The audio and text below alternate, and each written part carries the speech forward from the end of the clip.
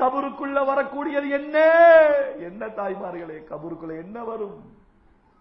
உங்களோட சுபோ வரும் தாய்மார்களே, உங்களோட துஹர் வரும், அசர் மக்ரிப் இஷா வரும், உங்களோட குர்ஆன் திலாவத் வரும்.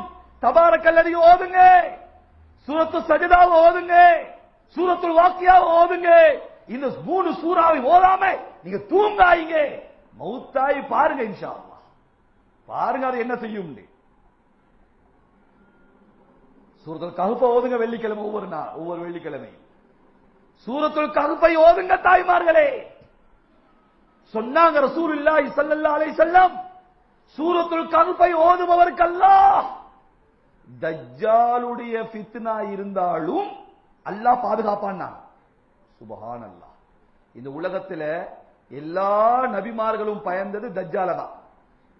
எல்லா நபிமார்களும் தந்த உம்மத்துக்கு எச்சரித்தது தஜ்ஜால தான். ஈமானை பிடுங்கிற குழப்பத்துல தஜ்ஜாலுடைய ஃபித்னாவை போல ஆக மோசமான ஃபித்னா இந்த உலகத்துல இல்ல, இருக்காது. அந்த தஜ்ஜாலுடைய ஈமானை பிடுங்கிற அந்த முசீபத்தை விட்டு சூரத்துல் கஹ்ஃப் எங்களை பாதுகாக்கும்னா இப்ப இருக்கிற ஃபித்னா விட்டு பாதுகாக்காதா? என் புள்ள வீட்டை விட்டு வெளியே போறான், என் புள்ள வெளியே போறான், என் மகன் வெளியே போறான், என் கணவர் வெளியே போறாரு, வெளியில ஃபித்னா, வெளியில ஃபித்னா. எங்கு பார்த்தாலும் ஈமான் பறிக்கிற சாமா, ஈமானை நாசமாக்குற கருவிகள். உங்களோட புள்ளை அல்லாஹ் பாதுகாக்கணுமா? கஹ்ஃப ஓத வைங்க. உங்களோட கணவன் ஈமான் அல்லாஹ் பாதுகாக்கணுமா? கஹ்ஃப ஓத வைங்க. உங்களோட ஈமான் அல்லாஹ் பாதுகாக்கணுமா? கஹ்ஃப ஓதுங்க. ஓதுவோமா இன்ஷா அல்லாஹ்? முடிவெடுங்க.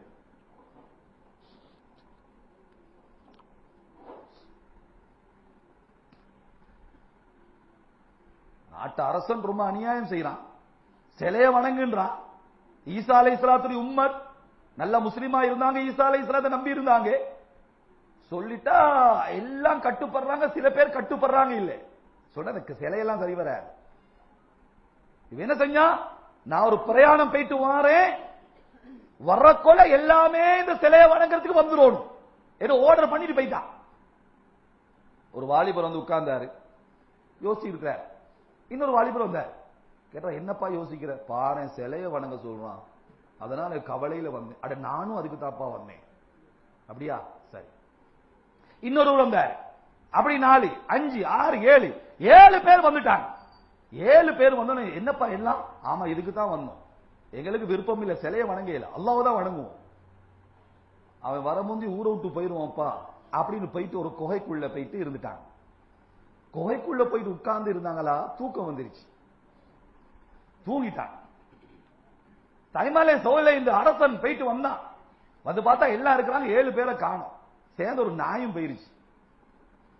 தேடி தேடி போன அரசன் போய் பார்த்தா குகைக்குள்ள தூங்குறாங்க 7 பேரும், நாயும் இருக்கு. அரசன் சொன்னானா, நல்ல வழி, பாஞ்சு போறியா, விட்டுட்டு போக போறியா, உயிரோட சமாதி கட்டுங்கடா அப்படின்னு அந்த குகையை சுத்தி கட்டி விட்டுட்டான். எல்லாம் செவரெல்லாம் வச்சு கல்லெல்லாம் வச்சு உயிரோடு சமாதி என்று கட்டி வச்சுட்டான். சுபஹானல்லாஹ், இவன் போயிட்டான். தாய்மார்களே சகோதரிகளே, சுபஹானல்லாஹ், அல்லாஹ் என்ன செஞ்சா, அவங்கள தூங்க வச்சா. எவ்வளவு காலம்? சுபஹானல்லாஹ், 309 வருஷம். அல்லாஹு அக்பர். வஸ்தாது 9 309 வருஷம் தூங்கினாங்க. முடி வளரல்ல, நிகம் வளரல்ல, உடம்பு வளரல்ல. தாய்மார்களே, முடியை வளர்ப்பவர் அல்ல, நிகத்தை வளர்ப்பவர் அல்ல. இந்த முடியும் நமக்கு சொந்தம் இல்லை, நமது உயிரும் நமக்கு சொந்தம் இல்லை, அல்லாஹ்வுடைய கையில. என்ன ஆச்சு? 309 வருஷம் ஆச்சு. இன்னொரு விஷயம் தெரியுமா? 309வது வருஷம் இங்க எழுப்பினாங்க இல்லையா, இது ரசூல் ஸல்லல்லாஹு அலைஹி வஸல்லம் பிறப்பதற்கு 75 வருஷத்துக்கு முன்னால. தூங்கினது 300 வருஷத்துக்கு முன்னால, ஆனா எழும்பினது ரசூல் ஸல்லல்லாஹு அலைஹி வஸல்லம் உலகத்துக்கு வர்றதுக்கு 75 வருஷத்துக்கு முன்னால. இப்ப என்னாச்சு? ஆடு மேய்க்கக்கூடிய ஒரு இளைஞன் அப்படியே சுத்தி ஆடு மேய்ச்சா 2-3 கல்லு கீழே விழுந்திருக்கு, ஒரு குகை இருக்கு.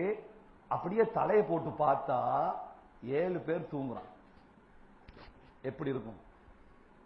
ஆள் பயந்துட்டு ஓடினானா, இவர்களுக்கு முழிப்பு வந்துச்சு. அப்படியோ கல்லெல்லாம் உடைச்சாங்க. சொன்னாங்களாம், பசிக்குதப்பா. நாங்க எவ்வளவு நாள் தூங்கிட்டோம் சொன்னா, ஒரு காலையில தூங்கி இருக்கிறோம், மாலையில எழுப்பி இருக்கிறோம் போல தெரியுது, ஒரு பகல் பொழுது. இன்னொருத்தர் சொன்னா, இல்ல இல்ல ஒரு நாள் தூங்கிட்டோம், 300 வருஷம் தூங்கி இருக்கு. சரி, காசை எடுத்துக்கிட்டு ஒருவர் போறாரு, சாப்பாடு வாங்க, பசியில இருக்கிறோம்ப்பா. காசை எடுத்துட்டு போக்கல சொன்னாரா மத்தவங்க 6 பேரும், போற நேரம் மெதுவா போடா, சத்தம் கேட்டு யாராவது வந்துட போறான், புடிச்சுக்கிற போறான், மெதுவா போ. வல்யத்தலத்தஃப். நீங்க குர்ஆன்ல சூரத்துல் கஹ்ஃப்ல பாருங்க, எழுத்துல சரியாக 2ஆ பிரிச்சா வல்யத்தலத்தஃப்ல தான் சரியா 2ஆ பிரியும் குர்ஆன். எழுத்துல அது அப்படியே அடையாளம் போட்டு வச்சிருக்காங்க. மெதுவா நடந்து போறாரா, யாருக்காவது சத்தம் கேட்டு புடிச்சிருவாங்க. மெதுவா போயிட்டு காசு கொடுத்து சாமான் கேட்டா, காசை பார்த்தோன கடங்காரன் கேட்டானா, நீ எந்த ஊரு, எங்க இருந்து வந்திருக்கிறீங்க, என்ன காசுடா இது? இவருக்கு ஆச்சரியம், அவருக்கும் ஆச்சரியம். ஏன்னா 300 வருஷத்துக்கு முன்னால் உள்ள நாணயம். அரசன் ஒளிந்தான், ஆட்சி ஒளிந்தது, அவன் படைபலம் பணபலம் சுக்குநூறானது. தாய்மார்களே, ஈமானை பாதுகாக்க நீங்க விரும்பினா குகைவாசிகளை பாதுகாத்ததை போல் அல்லாஹ் உங்களை பாதுகாப்பான்.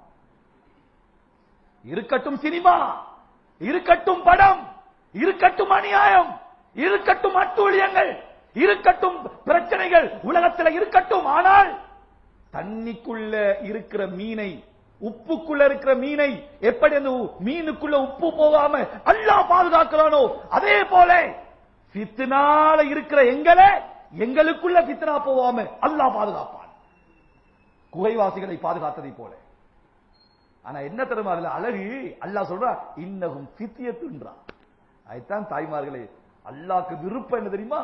அல்லாஹ் சொல்றா, இன்னஹும் ஃபித்யத்துன், வாலிபர்கள். அப்பா, அவங்க எல்லாம் வாலிபர்கள். சுப்ஹானல்லாஹ். ஒரு வயசாலியா இருந்தாலும் பரவாயில்லையே, வாலிபர்கள். இன்னஹும் ஃபித்யத்துன் ஆமனு பிரப்பிஹிம் வரபத்னா அலா குலூபிஹிம். எழும்பினாங்க ஈமான பாதுகாக்க. நாங்க கைவிடுவோமா? தாய்மாலே சகோதரிகளே, அல்லாஹு அக்பர். அந்த சீதேவிகளுடைய சம்பவத்தை சொல்கின்ற அந்த சூரத்துல் கஹ்ஃபை ஓதுங்க தாய்மார்கள். ஓதுமா இன்ஷா அல்லாஹ்? இந்த சத்தத்தை காணோம், இன்ஷா அல்லாஹ் சொல்லுங்க. மாஷா அல்லாஹ். தாய்மாலே சொல்லி சூரத்துல் கஹ்ஃபை ஒவ்வொரு வெள்ளிக்கிழமை ஓதுவீங்க. தஜ்ஜால் வந்தாலும் உங்களுடைய ஈமான் பறி போகாது. இன்டர்நெட் வந்தாலும் உங்க ஈமான் பறி போகாது. உலகத்தில் எந்த முசீபத் வந்தாலும் உங்க ஈமானை அல்லாஹ் பாதுகாப்பான். உங்க கணவன் ஈமானை அல்லாஹ் பாதுகாப்பான். உங்க பிள்ளைகளுடைய ஈமானை அல்லாஹ் பாதுகாப்பான். என்ன செய்யணும்? கஹ்ஃப் ஓதுங்க. அபுல் ஹசன் அலி நதிவி ரஹ்மஹுல்லாஹ் அவங்க சொல்றாங்க, நான் 6 வயசுல ஹாஃபிஸ் ஆயிட்டேன், 7வது வயசு மதரசால ஓதுறேன். என் உஸ்தாது சொன்னாரு, சூரத்துல் கஹ்ஃப் ஓதினா ஈமான் அல்லாஹ் பாதுகாப்பாண்டு. அன்னைக்கு நான் ஓத ஆரம்பிச்சேன், 70 வருஷமா ஓதினேன்றாங்க. சுப்ஹானல்லாஹ். 70 வருஷமாக என் வாழ்க்கையிலே சூரத்துல் கஹ்ஃப் தவறியது கிடையாது. தாய்மார்களே, அல்லாஹ் கைவிட்டானா? இல்ல இல்ல இல்ல. நோன்பு 27ல மௌத்து அபுல் ஹசன் அலி நதிவி ரஹ்மஹுல்லாஹ் அவர்களை நல்லடக்கம் செஞ்சாங்க இந்தியாவிலே. நோன்பு 27ல காபத்துல்லால தொழுவிக்கக்கூடிய இமாம் இஷாவை தொழுது வச்சுட்டு 30 லட்சம் பேர் இருக்கிறாங்க. நோன்பு 27ல காபத்துல்லால 30 லட்சம் பேர் இருக்கிறாங்க. இஷாவை தொழுவிச்சுட்டு அந்த இமாம் அல்லாஹு அக்பர் சொல்றாரா, ஒரு மூத்த ஆலிம், அல்லாஹ்வுடைய ஒரு இறை நேசர் அபுல் ஹசன் அலி நதிவி ரஹ்மஹுல்லாஹ் மௌத்தாயிட்டாங்க இந்தியாவிலே. அவங்களை அடக்கிட்டாங்க. அவர்களுக்கு நாங்க காயிப் ஜனாசா தொழுவிக்கணும், எல்லாம் தொழுவுங்க. காயிப் ஜனாசா மக்காலே நோன்பு 27ல இஷாவுக்கு பிறகு தொழுவிக்கிறாங்க. சுப்ஹானல்லாஹ். கிடைக்குமா தாய்மார்களே? தாய்மார்களே, காபத்துல்லால மறைமுகமான காயிப் ஜனாசா தொழுவிக்கிறேன்டா, அது நோன்பு 27ல. நோன்பு 27ல, நோன்பு 27ல தான் லைலத்துல் கத்ர்னு இல்ல. இல்லையா? 21ல, 23ல, 25ல, 27ல, 29ல தான் வருது. ஆனால் உபய் இப்னு கஅப் ரலியல்லாஹு சொல்றாங்க, நோன்பு 27ல தான் லைலத்துல் கத்ர்ன்றாங்க. அப்துல்லாஹ் இப்னு அப்பாஸ் ரலியல்லாஹு அன்ஹு சின்ன புள்ள இருக்கிறாங்க மஜ்மால. கேட்டாங்களா உமர் ரலியல்லாஹு தஆலா அன்ஹு, சஹாபிகளே, இந்த லைலத்துல் கத்ருடைய இரவு எந்த இரவுலன்னு உங்களுக்கு தெரிஞ்ச ஹதீஸ்களையும் விளக்கங்களையும் சொல்லுங்களேன். அப்ப ஒவ்வொரு சஹாபி சொன்னாங்களா, நோம்பு 21ல, நோம்பு 23ல, 29ல என்று ஒவ்வொருத்தர் சொல்லக்கொள்ள, அப்துல்லா இப்னு அப்பாஸ் ரலியல்லாஹு 12 வயசு, அவங்க சொன்னாங்களா, உமரே ரலியல்லாஹு நான் நினைக்கிறேன் நோம்பு 27ல. எப்படி வாப்பா சொல்ற? இல்ல உமரே, அல்லாஹ்க்கு 7 என்பது ரொம்ப விருப்பமான எண்ணிக்கை. வானம் 7, பூமி 7. இதே மாதிரி அல்லாஹ் சுப்ஹானஹு வ தஆலா என்னெல்லாம் விசேஷமாக படைச்சானோ அதெல்லாம் 7ஆக இருக்குது. சஜதாக்கு போனா படுற இடம் எத்தனை? 7 இடம் படணும். சஜதால போனா நெத்தி படணும், கையுடைய உள்கை 2 படணும், இந்த முட்டு 2 படணும், காலுடைய 2 விரல் படணும். மூக்கு படணுமா? படலாம், படாம இருக்கலாம். அது ஒரு கேள்வியா கேட்க. அதுல சஜதாக்கு போனா மூக்கு படணுமா? ஓ, மூக்கு பெருசா இருந்தா படும், சின்னதா இருந்தா படாது. மூக்கும் படணும்னா சின்ன மூக்குல எங்க போய் வைப்பான்? சரி, அதனால 7 உறுப்புகள் படணும். அதே மாதிரி ஷைத்தானு கல்லடிக்கணுமா? 7 கல்லடிக்கணும். சுப்ஹானல்லாஹ், சுப்ஹானல்லாஹ். இத மாதிரி சொல்றாங்க. அதனால நான் நினைக்கிறேன் நோம்பு 27. சரி, நான் என்ன சொல்ல வரேன்டா, நோம்பு 27லே அங்கே காபத்துல்லாஹ்லே இஷாவுக்கு பிறகு அபுல் ஹசன் அலி நதவி ரஹ்மத்துல்லாஹ் காயிப் ஜனாஸா தொழுவிக்கிறாங்க. 70 வருஷமா கஹுப் தவறல்ல தாய்மார்களே.